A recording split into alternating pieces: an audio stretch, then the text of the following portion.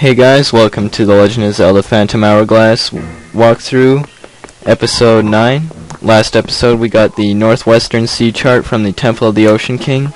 This episode we're going to go show it to Linebeck and see what we can make of it, and try and find another ferry.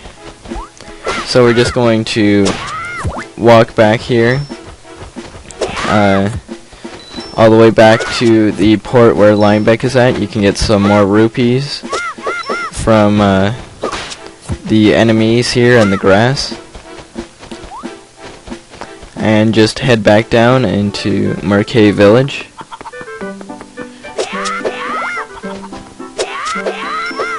You can get some more rupees by cutting the grass. And down over here, and this guy wants to ask you something. He's gonna ask if your ship has a cannon, and he says he hears that a guy named Edo is selling them, so we'll have to go check that out.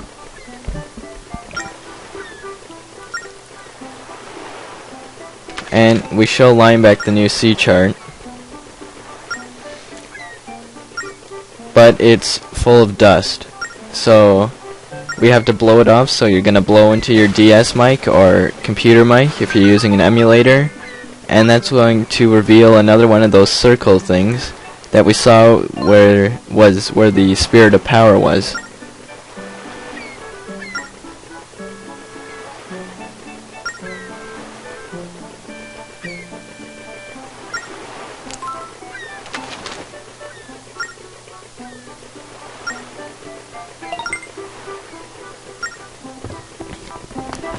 So now we're gonna want to go to that island up to the north, so we can find a ferry or spirit. So what we're gonna do is just draw a line with our feather icon all the way up, and then once we get there, then we can draw a different route. So we're just going to travel there now.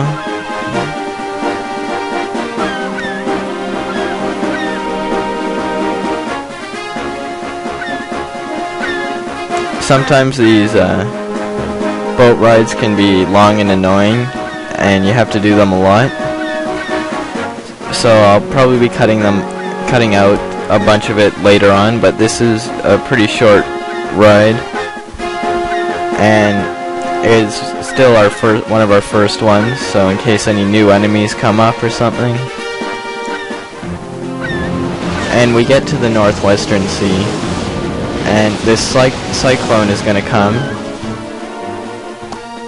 and we're going to be back down into the middle of the Southwestern Sea.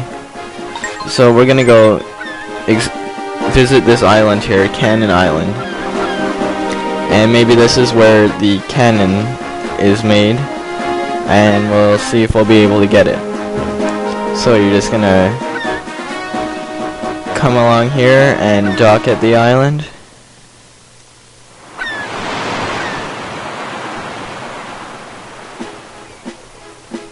And here we can see a mailbox, and here is a postman.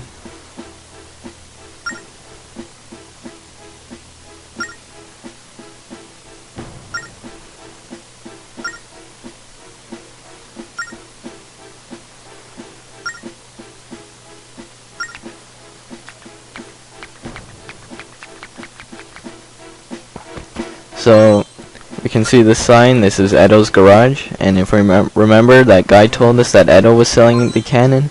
So talk to this guy, and we find out that this is Fuzzo, his apprentice.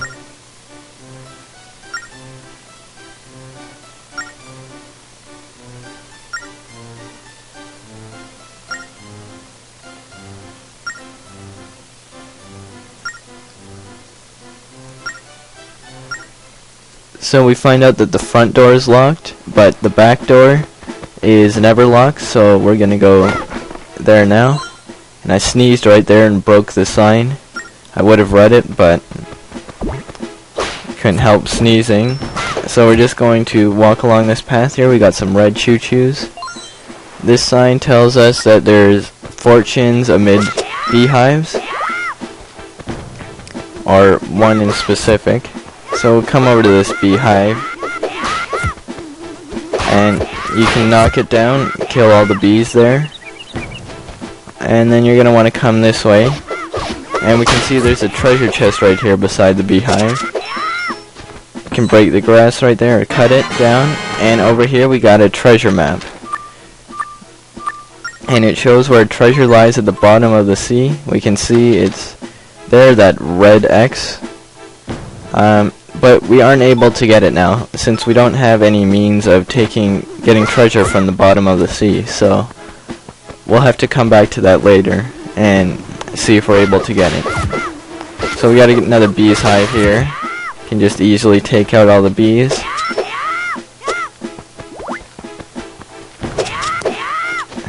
Some grass you can cut and get some more rupees or health if you need it. And the bomb garden is ahead. But in here we gotta go through this passage to get there. So we can get some rupees from these rats. And we got these bomb flowers now, which are recurring items from Zelda games.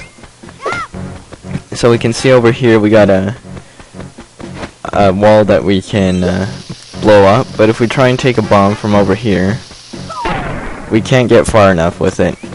So what you want to do is come over here, or come over this way, grab a bomb flower, and throw it over the fence here, and that's going to blow up that block. And then you can push this block out of the way, and grab a bomb flower from here, run over here quickly, and blow up the wall, and in this treasure chest we got another power gem. So I think we have 2 of them now, but we can't get power from it until we have 10. So we still got a ways to go. But you're just going to pull this block back and out of the way, and you're going to need to do that so you can move this block out of the way. Just move it up here. And into this next room we got 2 rats. Just take them out easily. Then you're going to grab this bomb flower here and run quickly over here. Throw it at the block there that's going to explode. And we can leave this cave now. And here we are in the bomb flower garden. Be careful here not to throw or swing your sword, because it's going to blow up the bombs and it's going to injure you. But we got a treasure chest right here. It's going to give us a red rupee. And over here you can throw a bomb at the rocks and then at these blocks. And you can throw a bomb at those blocks too. This path is just going to lead us back to where we came from. And over here we got a rat that you can destroy or kill.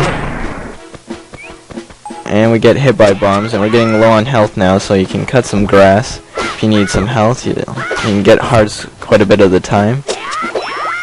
And we're back up to full health now. And then you can throw these boulders out of the way at the enemies if you'd like. And you're going to want to kill all the enemies here. And then, as you saw before, there was some blocks on the lower path. So you want to grab this bomb and quickly run all the way over here and throw it over this fence. That's going to destroy all those blocks, letting us get further on this path. Make sure not to fall down here, or else you're going to have to run around the whole island again. And here we are at the back entrance of Edo's garage.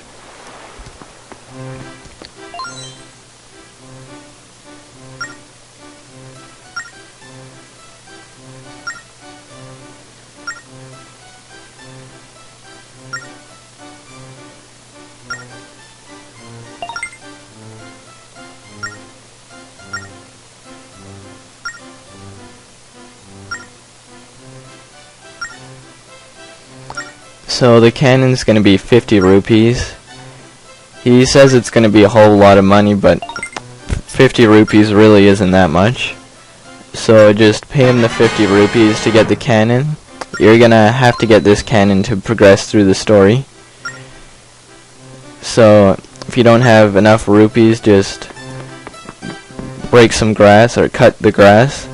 And now we can just exit through this front door here, and if we ever need to come back, we can just go through that door again. We don't have to go all the way around. And here we got a letter from the postmaster.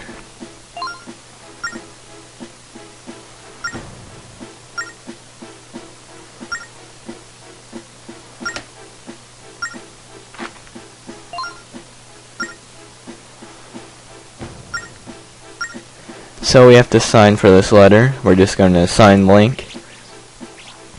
But this is, I think, the only time that we ever have to sign for a letter. He just makes us do it once and then trust that it's us. Somebody's gonna steal our identity and take our letters.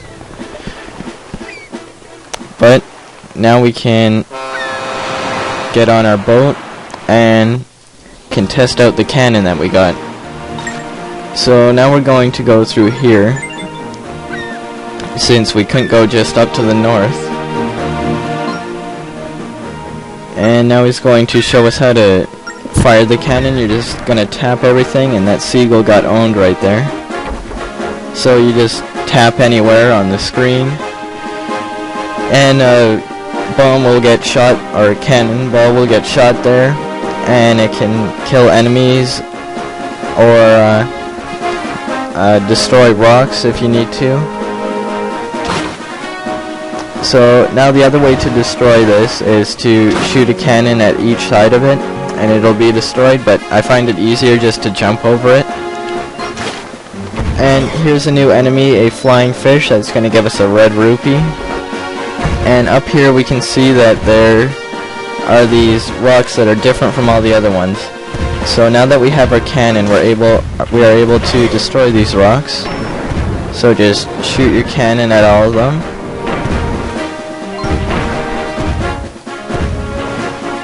And destroy them all. And we get stuck right here for no reason. I'm not exactly sure why that happened. Glitched into some secret spot or something, but we just travel south a bit and then head back west, and then we're good. So there's going to be quite a few flying fish here, so you can avoid them kill them pretty easy, and you can usually get a red rupee or a heart for your ship.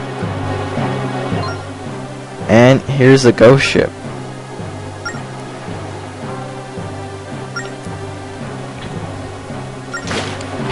And here's another new enemy, the Ocean Octorok. They're just one shot with your cannon also. Simple enemies. So we're just going to follow the ghost ship now.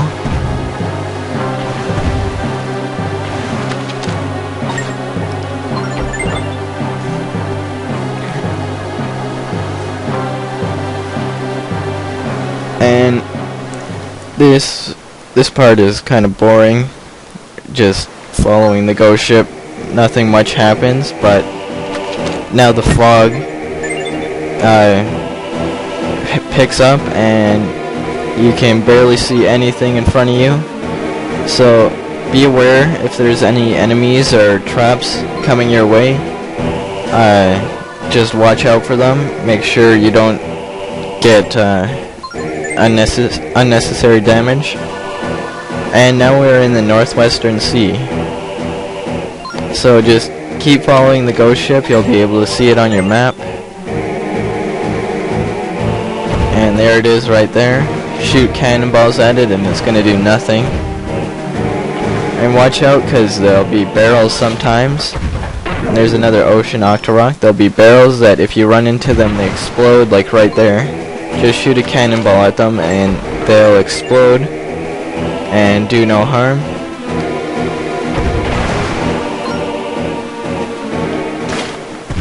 There's another flying fish. Get another 20 rupees. So just keep following it.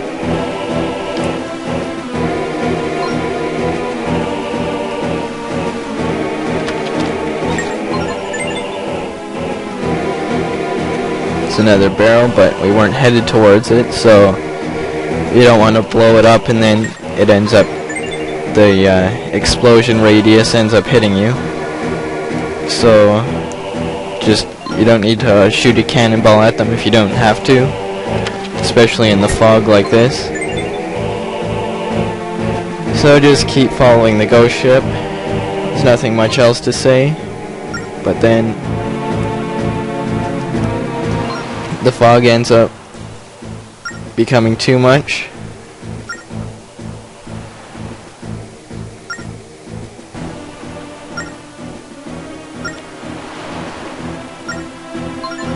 So if we look at our sea chart now, we're all the way back at the beginning of where we started from. So we're just going to head back down to the southwestern sea.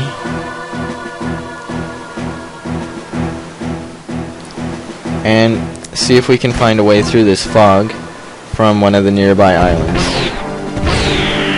And there's another new enemy. It's going to give us another heart. That enemy is called a eye plant. It's going to take 2 shots with your cannon, but it's still pretty simple.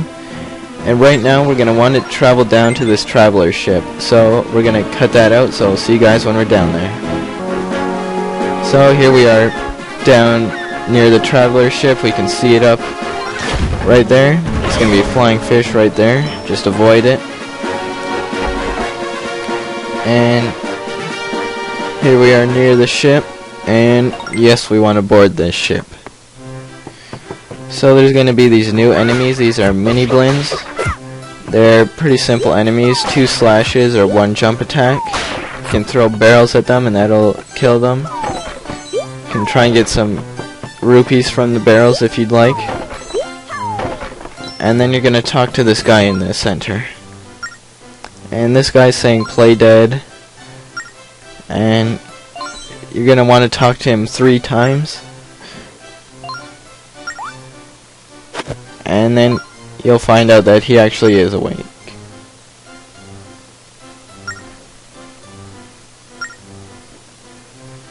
And we find out that this guy is Naive.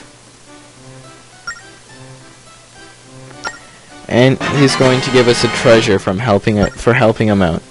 And we get a Ruto crown. You might not get that. You're gonna get a random treasure,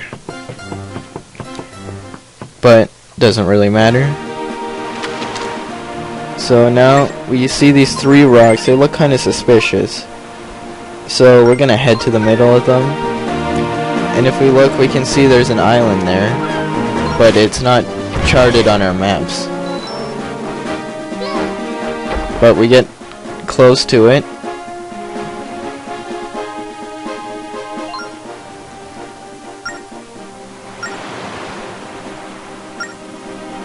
So Linebeck spots it and he marks it on our map. So we're going to make a route to there, see what's over here.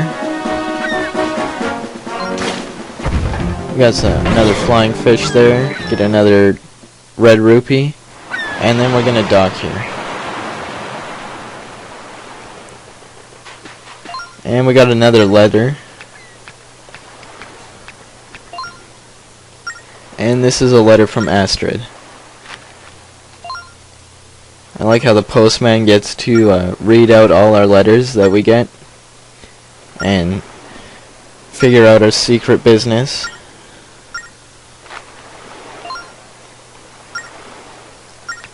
But Astrid's just gonna tell us that if we ever get lost, we can talk to her and she'll show us the way.